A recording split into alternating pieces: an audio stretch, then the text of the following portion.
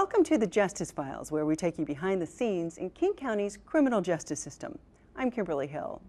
There's good news to tell you about. For the first time in 6 years, the number of inmates in King County's jail has actually dropped by almost 6%. And many people say it's the county's focus on rehabilitation instead of just locking people up. More than 55,000 people are booked into the King County Jail every year. The cost to taxpayers? Enormous. The human cost is even greater. But for some offenders, there are alternatives. When you were in your addiction, did you ever feel like you were never going to get out of your addiction? This is the Community Center for Alternative Programming, or CCAP. I always felt and hoped and prayed on a daily basis, that I would stop, but I was powerless. There are no bars or jail cells. Instead, this is a one-stop shop for treatment. It's kind of helping me turn my life around. All right, good job.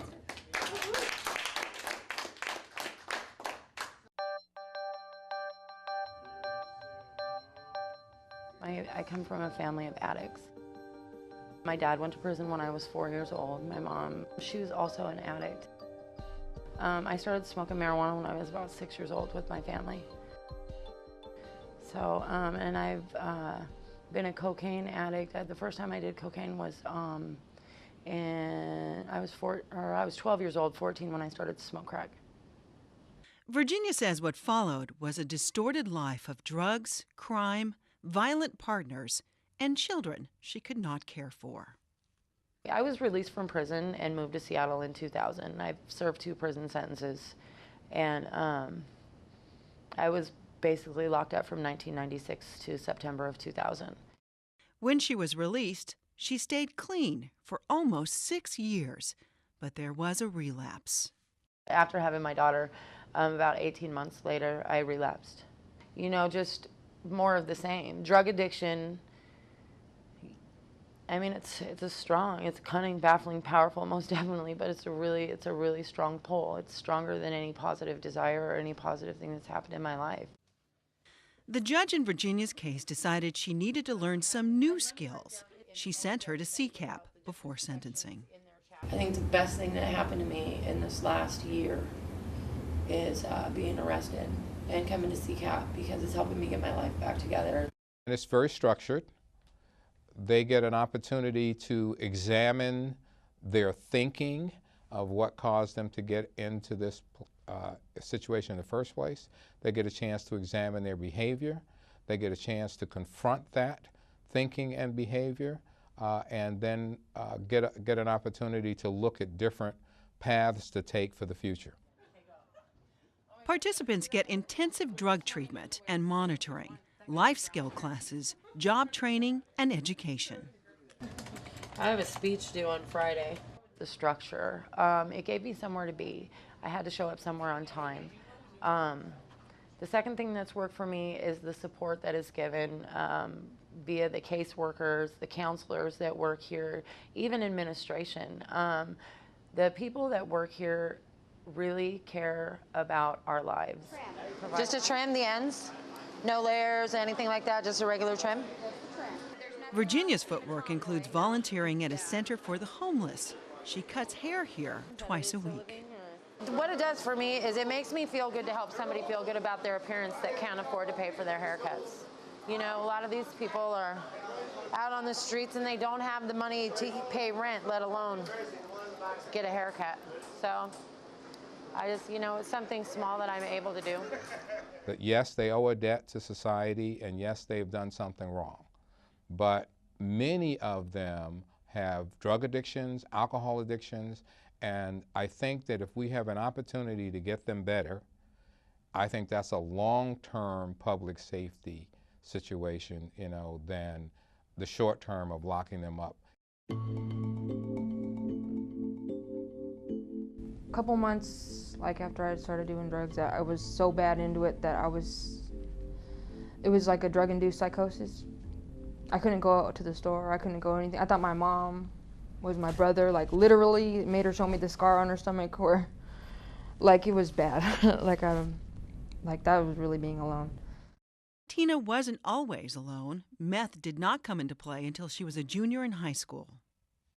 She had a childhood, which was a bright childhood. A kid on a soccer team, working in high school, doing well in school, and then along the way makes a wrong turn. She takes this wrong turn and leads her down a very destructive path.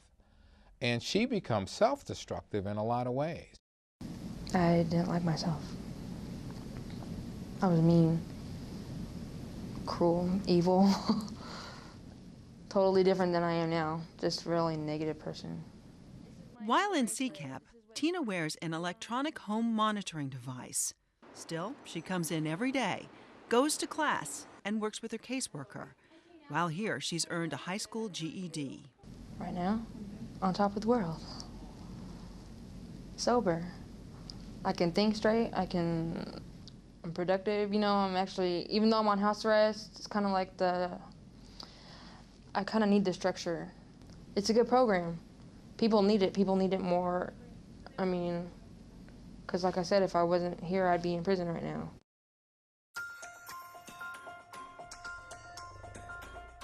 People would say, well, what's your trigger to use it? Like when you get clean there, what's your trigger to use? What makes you want to go out and use it? And it was like, I never had a trigger.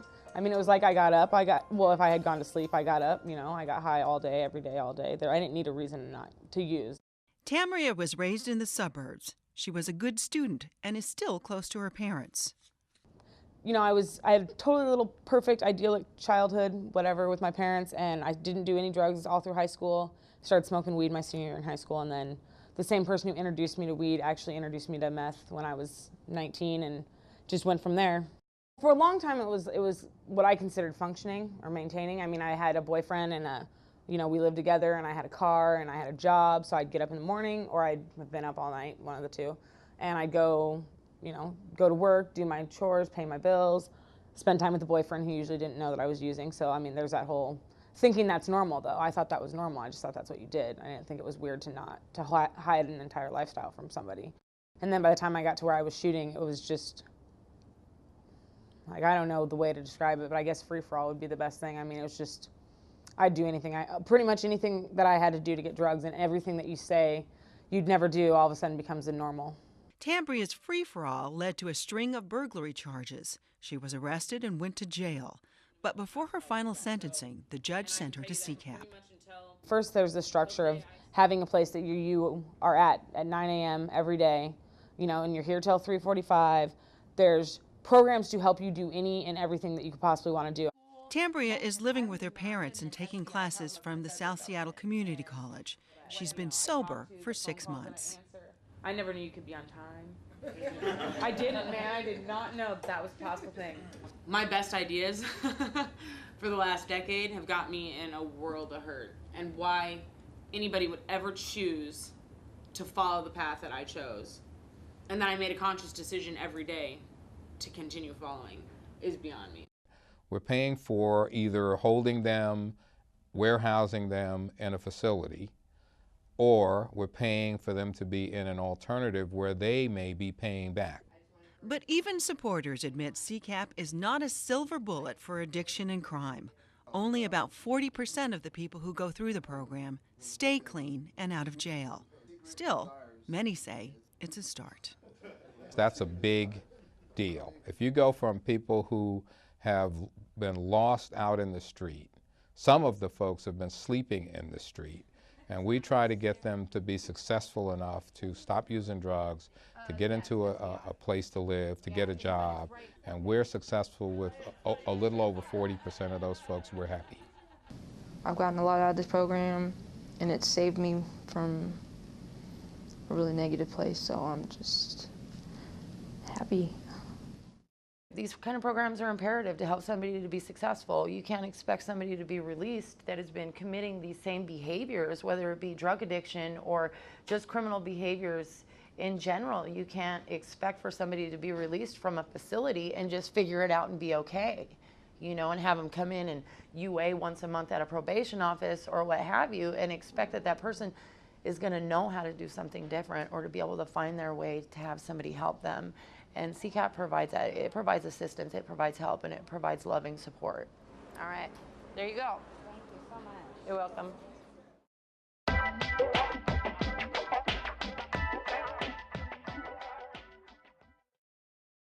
She was on her way to a regular Saturday morning meeting, but she never made it, and police are still searching for her killer. Nicole Peets left her Linwood home on January 27, 2006. Her husband David says she was headed to a meeting in Renton, and that's the last time he saw her. A few days later, her strangled body was found in a ditch in Burien. It's been 3 years, and police say they need your help. It's a thorn in our side. We want to get this case solved, and we're doing everything we can, but we have no suspects, we have no persons of interest even. Therefore, obviously there's somebody, or we think anyway, there's somebody out there that knows something about this case. And we publicize it as much as we can in the hopes that somebody has maybe even just a little piece of information, even just a little inkling of who killed Nicole Peets will come forward, call us, and talk to us about the case. Nicole's family is offering a $36,000 reward for information that leads to an arrest and conviction in the case. If you have any information, call the King County Sheriff's Department at 206-296-3311. Prosecuting cases can be expensive. For example, prosecuting just one juvenile misdemeanor case can cost anywhere from $800 to $10,000. Well, here's a story about a community program that not only cuts costs, but holds kids accountable closer to home.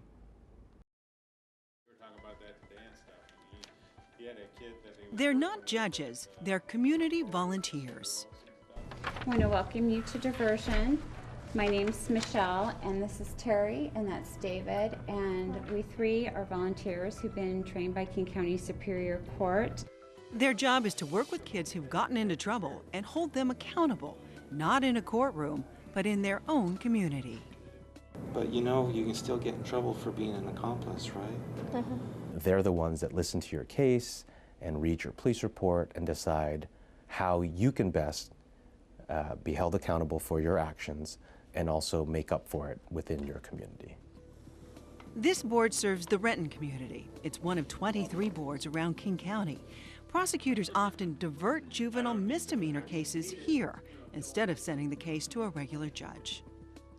We were like trying clothes on and stuff, and we ended up in the same fitting room. I took a few things, and she took a lot of things. Kids do dumb things, and I think everyone can probably imagine or remember when they were a kid and threw some eggs at someone's house or maybe shoplifted a candy bar. And diversion allows for a particular individual to be held accountable, but maybe not as formally as the court system would. Any time a youth doesn't have to come before me, it's good. Coming to juvenile court and facing justice usually means that there was a problem. There's been a lot of pain and unhappiness and consumption of time and resources. Coming to court generally is not a good thing. What's your grades like? I have good grades. We take the time to get to know the kids. We get to know what's going on in their school. We talk a little bit about the family. We talk about, what their interests are and what their plans are and how this will affect them on a long-term basis. If it was your purse, what would you feel if someone had taken your purse?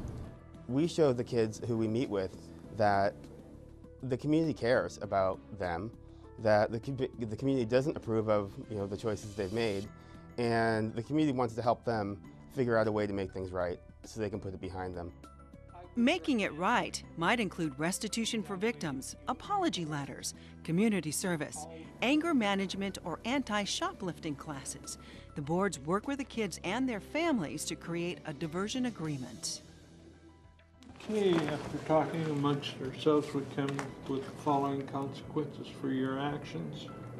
First, we're going to ask you to complete 10 hours of counseling. When the kids successfully complete diversion, they can opt to have their criminal history destroyed. Their past mistakes don't have to follow them. Bottom line is it works. Whatever we're doing, whatever philosophy we use, whatever approach we take, it works. Our kids get in trouble less, they generally don't come back to us, and 95% of them complete diversion successfully. Paying back and moving on is what diversion is all about. You made a mistake. Put it behind you. You got a lot of growing to do. For information about volunteering in the diversion program, please call 206-296-1131 or visit online kingcounty.gov/courts/Superior Court.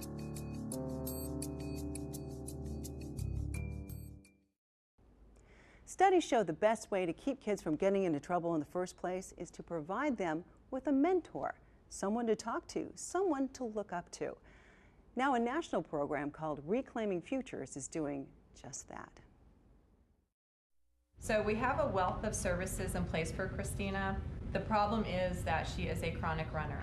And when she's gone, she's generally out on the street, prostituting, involved with drugs, alcohol, and a variety of people. And she's only 14? Yeah. 14 years old, so. Good morning, Christina.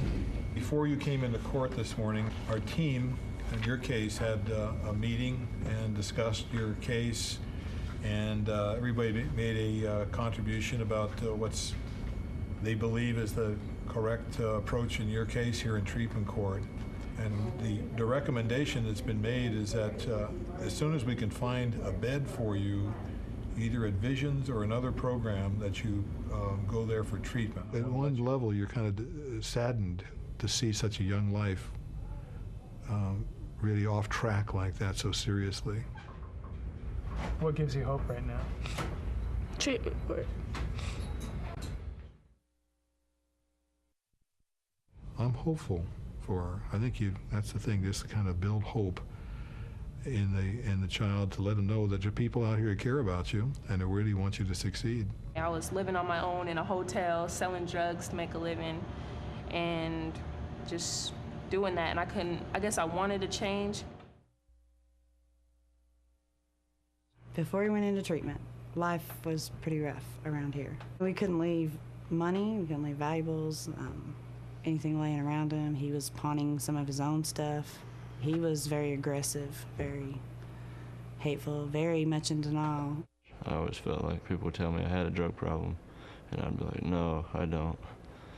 But, I mean, obviously I did, or I wouldn't have gotten in all the trouble I got into.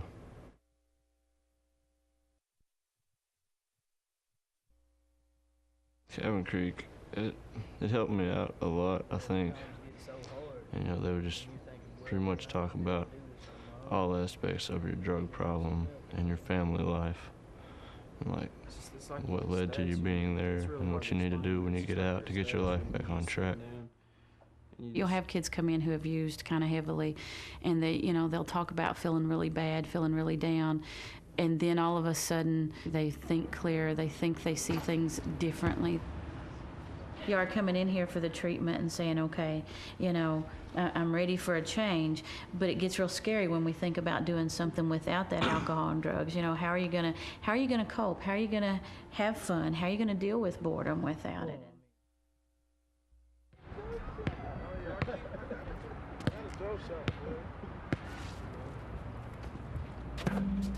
Ricole had some drug issues that he needed to work on, and he just needed not only a probation officer to help him with it, but he needed a mentor to try to help him understand what the drugs do to you and help him along this process.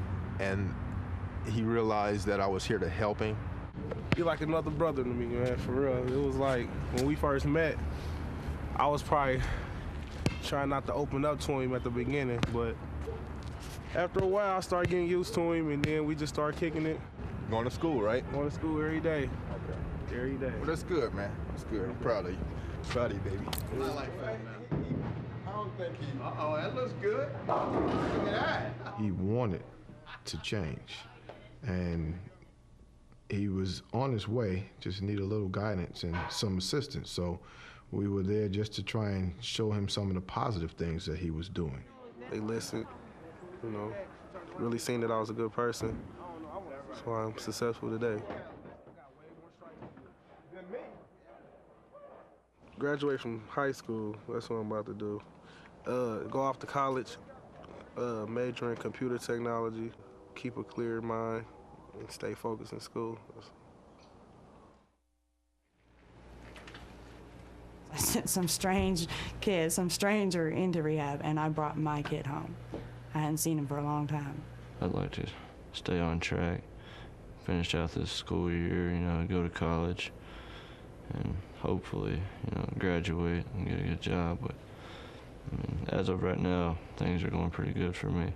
But they have always known that we are absolutely committed to their potential. For many of our kids, this will be one of the first major positive celebration they've had in their lives, where the community is standing up to compliment them on a job well done.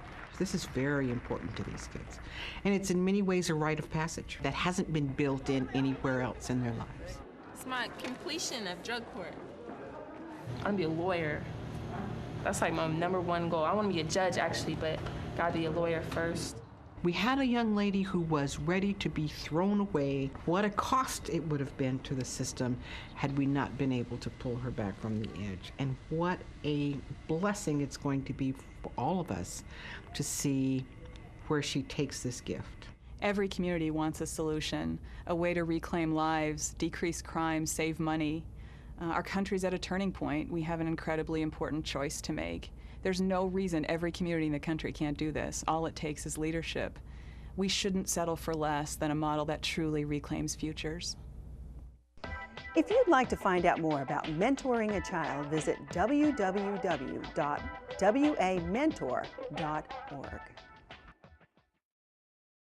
Thanks for joining us for the Justice Files. I'm Kimberly Hill. See you next time.